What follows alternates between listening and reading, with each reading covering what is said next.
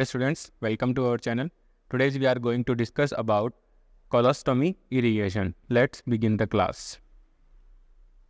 Colostomy irrigation. तो colostomy irrigation की बात करें तो कोलोस्टोमी इरिगेशन एक प्रोसीजर है जिसके अंदर क्या करते हैं कि जो कभी कोलोस्टोमी होती है उसको इरिगेट किया जाता है एक पर्टिकुलर टाइम इंटरवल के ऊपर। उसको इरिगेट करके जो भी फिकल मटेरियल है उसके अंदर जो भी फिकल मटेरियल एक्यूमुलेटेड है, ठीक है, उस फिकल मटेरियल को क्लीन किया जाता है। साथ के साथ उसको गैस फॉर्मेशन जो भी प्रोड्यूसिंग है, जो भी गैस फॉर्मिंग फूड्स वगैरह उनको अवॉइड करना है। साथ के साथ हमें क्या करना है, जो भी फिकल मटेरियल है उसको स्किन के कांटेक्ट में आने से बचाना है, ठीक है। तो इसके लिए हम क्या करते हैं, कोलोस्टोमी इरिगेशन करते हैं। तो कोलोस्टोमी इरिगेशन के बारे में हम देखते हैं। तो कोलोस्टोमी इरिगेशन क्या है कि a procedure in which a patient with colostomy flush the colon with water using a tube that is inserted into the stoma. इसमें क्या किया जाता है कि जो भी एक पेशेंट है जिसको कोलोस्टोमी लगी हुई है या कोलोस्टोमी क्रिएट की हुई है सर्जन के द्वारा किसी भी डिजीज कंडीशन की वजह से, चाहे उसका इंटेस्टाइनल ऑब्स्ट्रक्शन होगा, कोई इंटेस्टाइनल इंजरी हो गई होगी, कोई इंटेस्टाइनल सर्जरी हुई होगी, उस वजह से उसको क्या बनाई गई है, कोलोस्टोमी बनाई गई है। और वो कोलोस्टोमी क्या कर रही है, उस कोलोस्टोमी को हमें क्या करना है, इरिगेट करना है। तो इसमें क्या कर रहे हैं, एक जो इंडिविजुअल जिसको कोलोस्टोमी बनी है वो क्या कर रहा है, अगर वो कोलोस्टोमी को फ्लश कर रहा है वाटर के साथ, फ्लश करने का मतलब है क्लीन कर रहा है उसको वाटर के साथ, ठीक है, बाय यूजिंग ए ट्यूब, चाहे वो ट्यूब यूज कर रहा है या फिर कैथेटर यूज कर रहा है, ठीक है। और क्लीन कर रहा है किसको, स्टोमा को क्लीन कर रहा है, उस कैथेटर या ट्यूब को इंसर्ट करके वाटर के थ्रू फ्लश करके कोलोस्टोमी को क्लीन कर रहा है, स्टोमा को क्लीन कर रहा है, उसे बोलते हैं कोलोस्टोमी इरिगेशन बोला जाता है।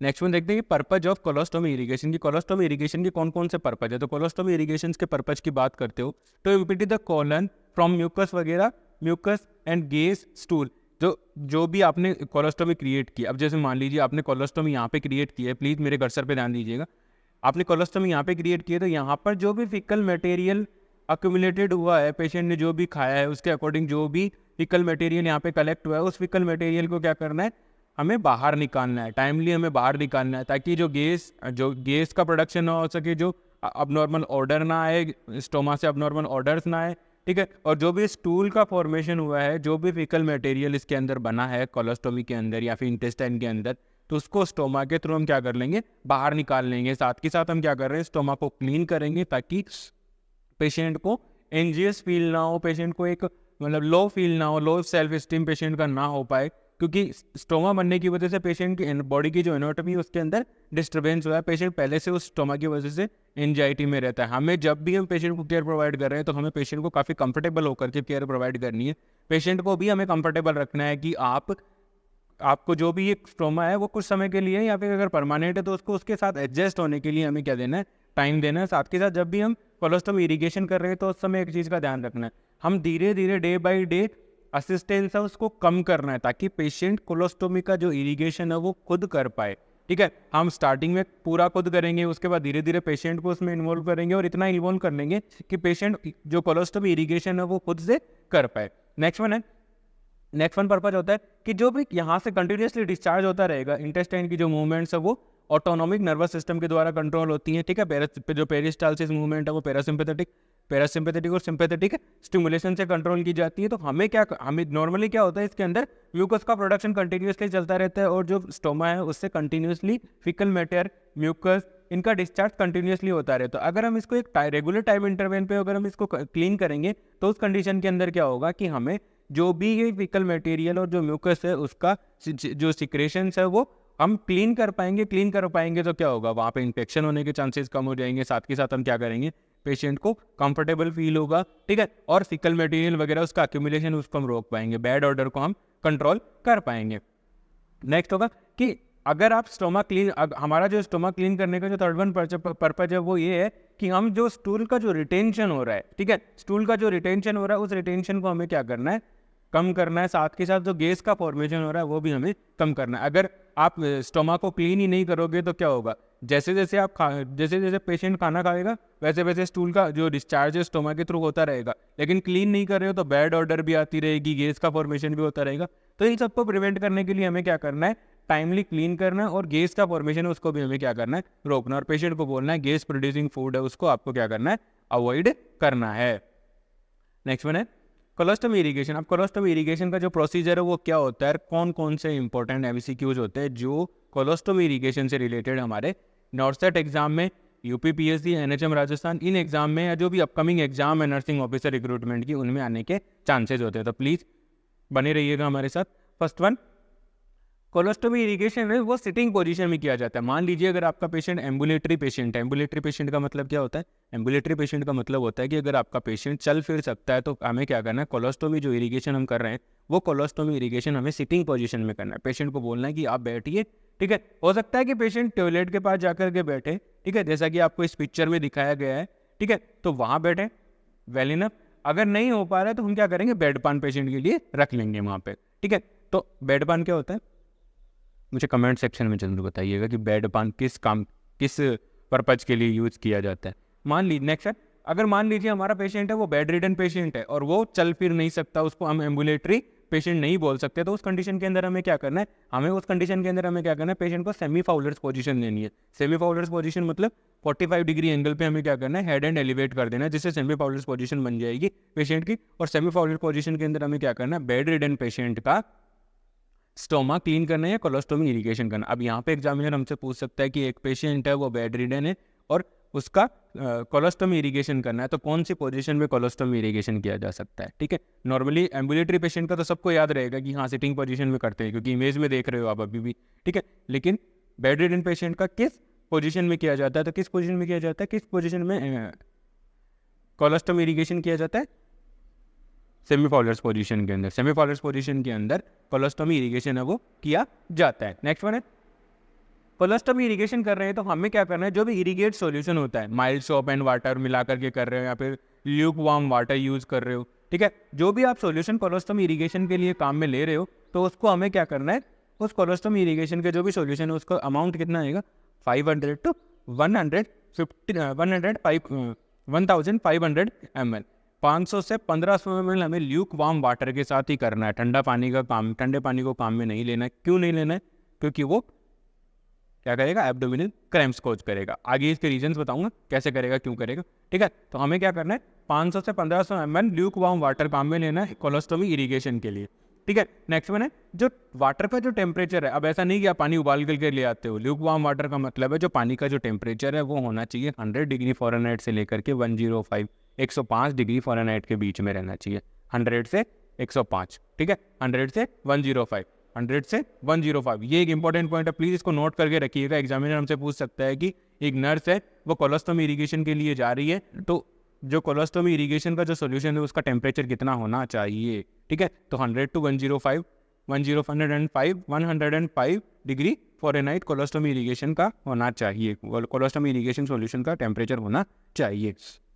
नेक्स्ट वन है, उसके बाद क्या करना है, हमें कोलोस्टोमी इरिगेशन का सॉल्यूशन हमने ले लिया, उसका टेम्परेचर भी हमने 100 से लेकर के 105 डिग्री फ़ारेनहाइट या 105 डिग्री फ़ारेनहाइट हमने रख लिया। अब उसके बाद हमें क्या करना है, जो भी सॉल्यूशन हमने लिया है उसको हमें क्या करना है, हैंग करना है, ठीक है। हैंग करना है तो कितना हैंग करना है, 45 से 50 सेंटीमीटर, 45 से 50 या 18 से 20 inch about the stoma, stoma से 45 से 50 सेंटीमीटर की हाइट के ऊपर, या फिर 18 से 20 इंच की हाइट पे रखना है। मान लीजिए यहाँ पे स्टोमा बना हुआ है पेशेंट को, तो अब हमें इसके 45 से 50 सेंटीमीटर या 18 से 20 इंच ऊपर, नॉर्मली अगर पेशेंट आपका सिटिंग पोजीशन के अंदर है तो हमें क्या करना है, स्टोमा के बाद हमें क्या करना है, पेशेंट का जो इरिगेशन सॉल्यूशन है उसको पेशेंट के शोल्डर लेवल पे रखना है, ठीक है। इतने में 45 से 50 सेंटीमीटर हो जाएंगे, 18 से 20 इंच भी हो जाते हैं। और अगर आपका पेशेंट अगर बेड रिडन है तो उस कंडीशन के अंदर हम क्या कर सकते हैं, आईवी स्टैंड का यूज करके इतनी हाइट पे एडजस्ट करके उसको हम 18 से 20 इंच पे उसको एडजस्ट करके हम क्या कर सकते हैं, इरिगेशन सॉल्यूशन को हैंग कर सकते हैं, ठीक है। नेक्स्ट वन है, अगर पेशेंट, मैंने ये बता ही दिया आपको कि अगर पेशेंट अगर सिटिंग पोजीशन के अंदर है तो हमें क्या करना है, उसके शोल्डर हाइट तक हमें सॉल्यूशन को हैंग करना है। शोल्डर हाइट तक हमें क्या करना है, शोल्डर हाइट तक ही हमें सॉल्यूशन को हैंग करना है। ये नोट कर लीजिएगा, ये पॉइंट काफ़ी इंपॉर्टेंट पॉइंट है कि जब भी पेशेंट आपका सिटिंग पोजीशन के अंदर है तो हाइट कितनी रहेगी। नॉर्मली डायरेक्ट क्वेश्चन भी आ सकता है, कितनी रहेगी, 45 से 50 सेंटीमीटर और 18 से 20 इंच, या फिर एक रफली आइडिया लिया जाता है कि पेशेंट के शोल्डर हाइट तक हम क्या लेके आ जाएंगे, जो हमारा कोलोस्टोमी इरिगेशन सॉल्यूशन है उसको हम हैंग करके रखेंगे। नेक्स्ट वन है, उसके बाद हमें क्या करना है, इरिगेशन कोन का यूज़ करना है, ठीक है। नॉर्मली पुराने टाइम में क्या होता था कि पुराने टाइम में कोलोस्टोमी इरिगेशन के लिए कैथेटर आते थे स्पेशल टाइप के, ठीक है। उन कैथेटर्स का यूज किया जाता था और वो कैथेटर क्या होते, काफ़ी रिस्की होते थे, ठीक है। काफ़ी रिस्की इसलिए होते थे क्योंकि कैथेटर का यूज करने से क्या होता है, परफोरेशन, इंटेस्टाइन का परफोरेशन होने के चांसेस होते हैं। क्योंकि एक नर्स को तो पता है कि कैसे कैथेटर को इंसर्ट करना है, लेकिन एक पेशेंट है वो इतना जल्दी उसको नहीं सीख पाते हैं, तो इसलिए क्या होता है, इंटेस्टाइनल परफोरेशन के चांसेस रहते हैं। तो इस चीज़ को प्रिवेंट करने के लिए क्या यूज करना है हमें, एक कॉन्सेप्ट इरिगेशन के लिए कॉन्सेप्ट कैथेटर आता है। अब देखिए ये वाला जो जहाँ में आपको कर्सर है, मेरा कर्सर है वहाँ पे मैं दिखा रहा हूँ, वो देखिए कि कॉन्सेप्ट है, ठीक है। ये इससे क्या होगा, ट्रॉमा होने के चांसेस कम हो गए, साथ के साथ क्या होगा, ये सॉफ्ट रहता है, ट्रॉमा नहीं होगा, साथ के साथ वाटर का जो फ्लो होता है, जो कोलोस्टोमी इरिगेशन सॉल्यूशन का जो फ्लो होगा वो भी बेटर होगा, ठीक है। तो यहाँ पे हमें क्या करना है, कौन शेप्ड इरिगेशन कौन यूज करना है, इरिगेशन कौन से क्या होगा, इंटेस्टाइनल परफोरेशन के चांसेज हैं वो कम हो जाएंगे, साथ के साथ क्या होगा, बेटर वाटर फ्लो मिलेगा, ठीक है। अगर आप कैथेटर का यूज करते हो तो उसमें क्या है, इंटेस्टाइनल परफोरेशन के रिस्क रहता है। मान लीजिए यहाँ से इस इमेज को आप इमेजिन करिएगा कि अगर मान लीजिए इस कॉन को हटा देते तो ये कैथेटर बच गया। अगर इस कैथेटर को पेशेंट डायरेक्ट इंसर्ट करेगा और कहीं ऑब्स्ट्रक्ट कर रहा है, पेशेंट ने हल्का सा भी फोर्स लगाया, तो वो क्या होगा, कैथेटर इंटेस्टाइन को फाड़ के आगे की तरफ दूसरे टिश्यूज के अंदर वो घुस जाएगा, ठीक है। तो उन सबको प्रिवेंट करने के लिए, इस पेनिट्रेशन को प्रिवेंट करने के लिए हम क्या करें, स्टोमा के ऊपर हमें कौन शेप्ड इरिगेशन कौन ही यूज करना है, ताकि पेशेंट को परफोरेशन से हम क्या कर सके, बचा सके, और कैथेटर का यूज है वो मिनिमाइज करना है। नेक्स्ट वन है, जैसे ही हमने कौन शेप्ड जो कौन हमारा इरिगेशन कौन था उसको हमने लगा दिया स्टोमा के ऊपर, अच्छे से फिक्स कर दिया, और जब भी अपन कौन लगाएंगे तो कौन को क्या करेंगे, पहले लुब्रिकेट कर लेंगे जाइलोकेन जेली के साथ। उसके बाद हम क्या करेंगे, धीरे धीरे हमें क्या करना है, इरिगेशन सॉल्यूशन है उसको स्टार्ट करना है। और इरिगेशन सॉल्यूशन को हम क्या करेंगे, स्टार्ट करेंगे। जब भी हम इरिगेशन सॉल्यूशन को स्टार्ट करेंगे तो इरिगेशन का जो वाटर का जो फ्लो है वो काफ़ी स्लो होना चाहिए, ग्रेजुअली धीरे धीरे हम इंक्रीज कर सकते हैं, लेकिन वाटर का जो फ्लो है वो काफ़ी स्लो होना चाहिए। वाटर अगर आप रैपिडली इन्फ्यूज़ करोगे इंटेस्टाइन के अंदर, इरिगेशन सॉल्यूशन को अगर रैपिडली हम ट्रांसफ्यूज करेंगे, रैपिडली हम इन्फ्यूज़ करेंगे, तो उस कंडीशन के अंदर क्या है, पेशेंट को एब्डोमिनल क्रैम्प्स आ सकते हैं, ठीक है। तो हमें क्या करना है, जब भी हम इरिगेशन स्टार्ट कर रहे हैं, इंटेस्टाइनल जो कोलोस्टोमी इरिगेशन स्टार्ट कर रहे हैं, तो हमें क्या करना है, काफ़ी स्लो रेट से इरिगेशन सॉल्यूशन है उसको रखना है, काफ़ी स्लो रेट से इरिगेशन है उसको हमें क्या करना है, इन्फ्यूज़ करना है इंटेस्टाइन के अंदर।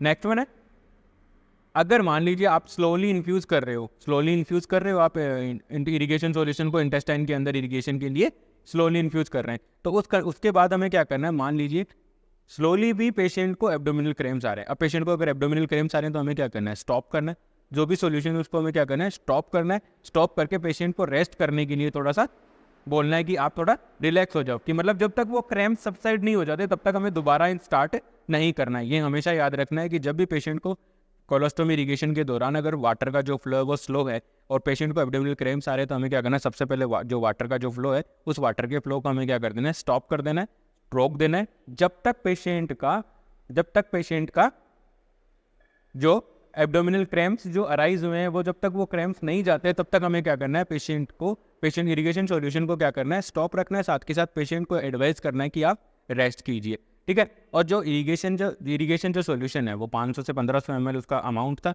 ठीक है, जो उसकी कंसंट्रेशन थी वो थी 500 से 1500 ml अमाउंट हो गया उसका, ठीक है। तो वो जो इरिगेशन सॉल्यूशन है वो 5 से 10 मिनट के अंदर हमें इन्फ्यूज़ करना है। रैपिडली इन्फ्यूज़ करेंगे तो एब्डोमिनल क्रैम्प्स आएंगे, ठीक है। तो हमें क्या करना है, 5 से 10 मिनट के पीरियड के अंदर कोलोस्टोमी इरिगेशन का जो सॉल्यूशन है उसको इंटेस्टाइन के अंदर क्या करना है, इन्फ्यूज़ करना है। नेक्स्ट देखिए, ठीक है। उसके बाद हमें क्या करना है, 5 से 10 मिनट में क्या हो गया, 5 से 10 मिनट के अंदर हमने क्या किया, जो कोलोस्टोमी इरिगेशन सॉल्यूशन था उसको हमने इन्फ्यूज़ कर दिया।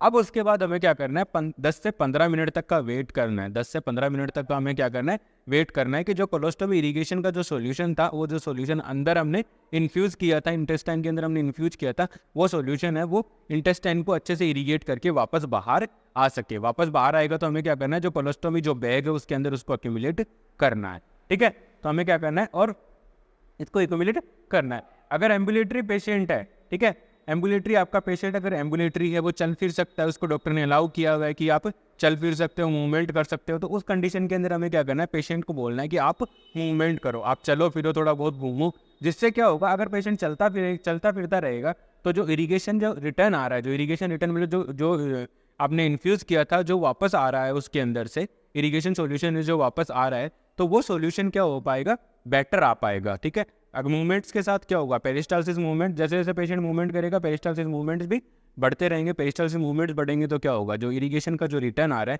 वो रिटर्न अच्छे से आ जाएगा। मेरे यहाँ पे इरिगेशन रिटर्न का मतलब है जो भी वाटर हमने इन्फ्यूज किया था वो इंटेस्टाइन को क्लीन करके वापस बाहर आ जाएगा। ठीक है, और अगर हमारा पेशेंट बेड रिडन है, इन केस अगर हमारा पेशेंट बेड रिडन है तो उस कंडीशन के अंदर हमें क्या करना है, मसाज को पेशेंट को बोलना है आगे की तरफ झुक जाओ, लीन फॉरवर्ड करना है। ठीक है, और पेशेंट के एब्डोमेन को हमें स्टोमा के आसपास क्या करना है, हल्का हल्का मसाज करना है, जिससे क्या होगा, पेरिस्टालसिस मूवमेंट्स हमको स्टिमुलेट होंगे, और पेरिस्टालसिस मूवमेंट स्टिमुलेट होंगे तो क्या जो होगा, जो रिटर्न है, जो इरिगेशन सॉल्यूशन का जो रिटर्न है वो अच्छे से आ पाएगा। जब रिटर्न अच्छे से आ जाता है, ठीक है, मेरा आज का दूसरा सवाल आपसे कि जो लीन फॉरवर्ड की जो पोजीशन है वो कौन से केस में यूज की जाती है, प्लीज़ मुझे कमेंट सेक्शन में ज़रूर बताइएगा।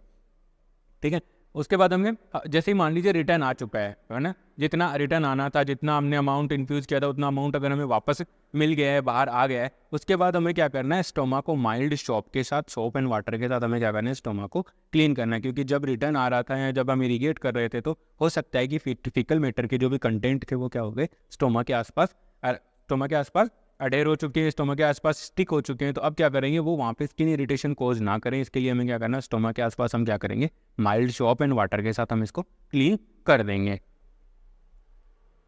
नेक्स्ट वन है क्रैम्प्स ड्यूरिंग इरिगेशन इंडिकेट। अगर मान लीजिए आप कोलोस्टोमी इरिगेट कर रहे हो और उस कंडीशन के अंदर आपको आपके पेशेंट को क्रैम्प्स आ रहे हैं, आपके मरीज को क्रैम्प्स आ रहे हैं, तो उन क्रैम्प्स का मीनिंग क्या है। ठीक है, क्रैम्प्स क्यों आ रहे हैं, क्रैम्प्स आ रहे हैं क्योंकि आपने जो भी इन्फ्यूज किया है उस कंडीशन को क्या कर रहा है, स्टिमुलेट कर रहा है, वो पेरिस्टालसिस मूवमेंट को स्टिमुलेट कर रहा है। तो वो उसकी वजह से क्या हो रहा है, ऑटोनॉमिक नर्वस सिस्टम है वो क्या कर रहा है, पेरिस्टालसिस मूवमेंट बढ़ा रहा है, उसकी वजह से क्या हो रहा है, एब्डोमिनल क्रैम्प्स आ रहे हैं। तो इसमें देखिए, अगर पेशेंट को आपने स्लो रेट से इन्फ्यूज किया है, ठीक है, इरिगेशन सॉल्यूशन को काफ़ी स्लो रेट से इन्फ्यूज किया है, और अगर उसके बाद अगर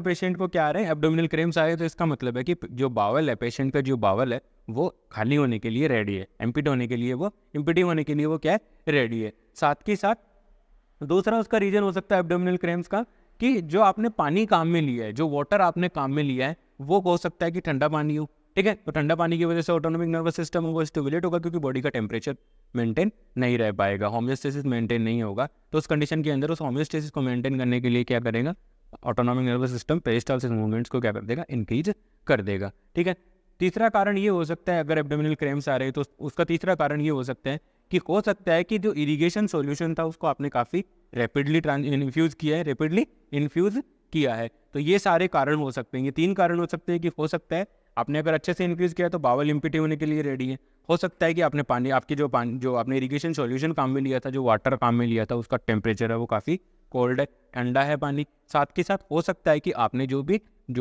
इरिगेशन सॉल्यूशन उसको काफ़ी रैपिडली इन्फ्यूज कर दिया इंटेस्टाइन। ये सारे कारण हो सकते हैं एब्डोमिनल क्रैम्प्स के आने के। देखिए आज की क्लास में इतना ही। आई होप मेरे द्वारा प्रोवाइड किए जा रहे कंटेंट आपको नर्सिंग ऑफिसर रिक्रूटमेंट, नॉर्सेट एग्जाम की प्रिपरेशन में आपको हेल्प कर रहे होंगे। Please like, share and subscribe. Thank you so much.